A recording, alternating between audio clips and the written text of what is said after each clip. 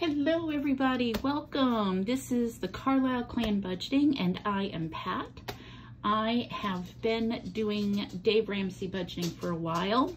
I've stepped away from it and I'm coming back again because these times they are crazy and we've got to figure out where our money is going and how to budget again and how to save money for these crazy food and gas prices and just all of these crazy things going on. So what I want to do is just start by getting back to the basics. And a lot of the basics are going back to the Dave Ramsey, where he has the 7 steps to financial freedom, and just working on building that budget and making a doable, workable budget, not something that is going to set me up for failure right from the get-go. And a lot of times, one of the reasons why we stop doing any type of budget is because we feel like we've set ourselves up for failure and it's not achievable goals. And everything we do needs to be an achievable goal every single time.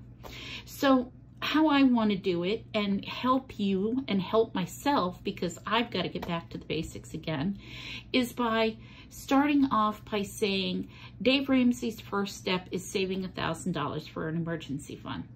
But before we can even do that, we've got to figure out what our budget is. We got to figure out what our income is, and we have to figure out what our outgo is.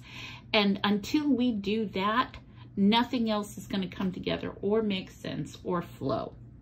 So the other piece that I want to do is, if you, like me, have been watching hundreds and hundreds and hundreds of hours out there of all of those YouTube videos, Instagram videos, of people that are just doing cash stuffing. And it's obvious they've been doing it for a while because, you know, some of them have got hundreds and hundreds of dollars saved. Some of them have $1,000 place card holders because they've got their money in a bank and they've got that to show how much money they've saved so far. And if you're anything like me, we are far from being from that point. What I need to do is figure out when money is getting withdrawn from my account or what I have to pay for a bill in order to keep my lights on, a roof over my head, gas in my car, electricity, internet, food, prescriptions. All of that has to be figured out. And I don't know about you, but for me, I'm tired of seeing my account go negative every once in a while because I forget about a bill.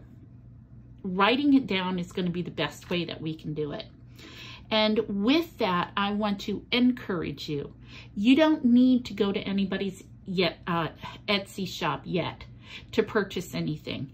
You don't need to go to the store and spend hundreds of dollars on buying things to get your budget and get organized yet. We can start with things that you have around the house. Now, I'm using this one subject notebook. I got this at Office Max. I picked it up when they had 10 for $10 sale. And this is just one of the extra ones that my kids didn't need when they were in school. If you don't have a one subject notebook yet, no worries, we're not there yet. Get a piece of paper. If you've got like loose leaf notebook paper hanging around from your kids' back to school supplies, or even better. And honestly, let's talk about just, you know, I'm broke. Let's get to those basics. You know, all of those envelopes that all of the bills come in? Well, let's just use the back of one of those and set it up. Now, in order to set up what's going out and what's coming in from my paycheck, what I'm recommending that we do is either on the back of an envelope, or if you have a one subject notebook or paper laying around your house, is to just write down 1 through 31.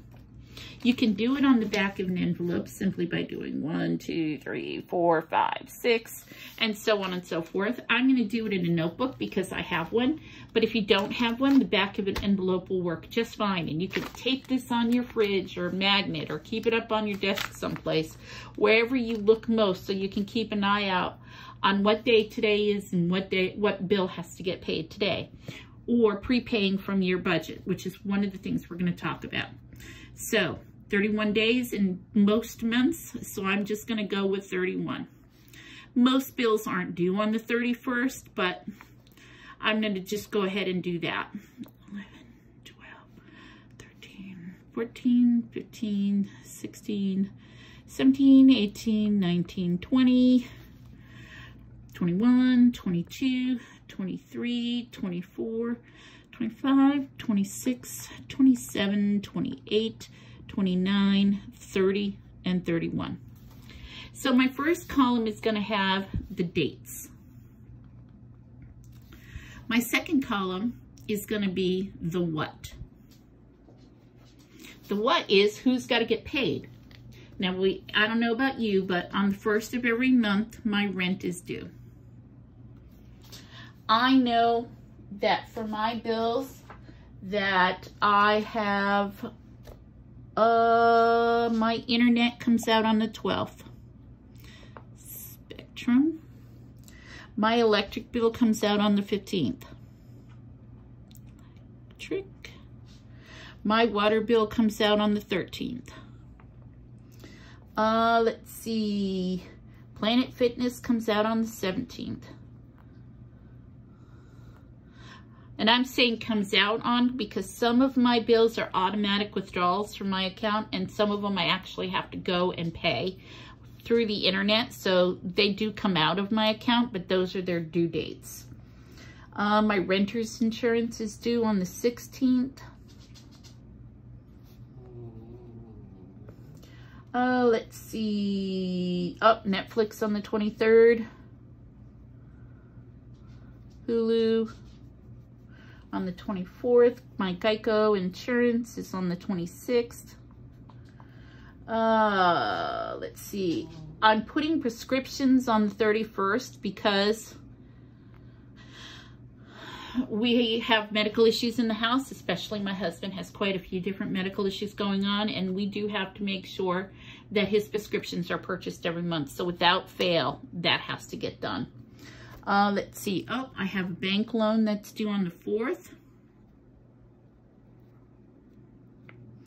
Let's see. Oh, I have Walmart monthly coming out on the 3rd.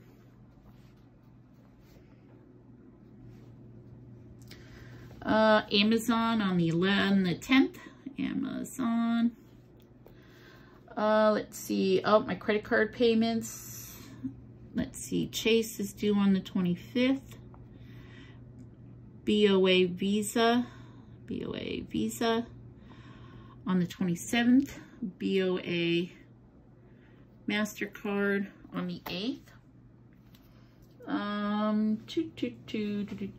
Spectrum Water, Electric, car insurance. You'll notice I don't have a car payment on here. That's because we do not have a car payment on here.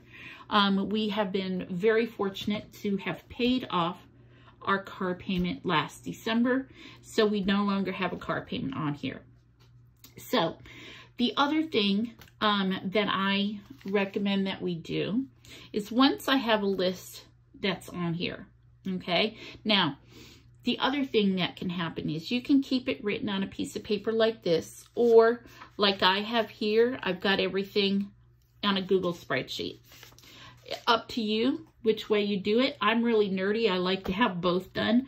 My husband is our wild child, or, you know, Dave Ramsey's version of it, and he needs to see everything in writing. So one of the reasons why I do handwrite things is because he likes to see it handwritten. He likes to have that tangible, physical, I see this, I'm holding this, I've got this. And sometimes I keep it just here in our office, in our apartment, or I keep it on the fridge so he can see what our outflow is going that month.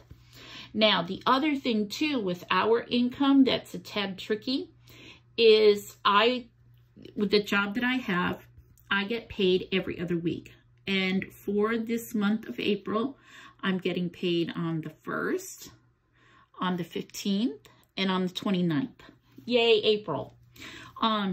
So one of the things that I like to do for my paycheck is I look on the 1st and I will say, okay, I have to make sure I can pay all of these bills before my next paycheck. And then with my next paycheck, I like to make sure that it covers all of these bills with my next paycheck. And then the 29th, is kind of funky because it's going to go back up and start paying for in May. So this paycheck on the 29th of April, I'm going to use to help pay my May rent and the first part of the month of May. And it'll just work out beautifully that way. Now notice I'm saying me, my, I a lot because we operate our household income the best that we can with my paycheck. And one of the reasons we do that is my husband is in real estate and he sells real estate for commission only. He doesn't have a paycheck that comes in every week on time without fail. Some months will have he'll have 1 or 2 closes. Other months he'll have more than that.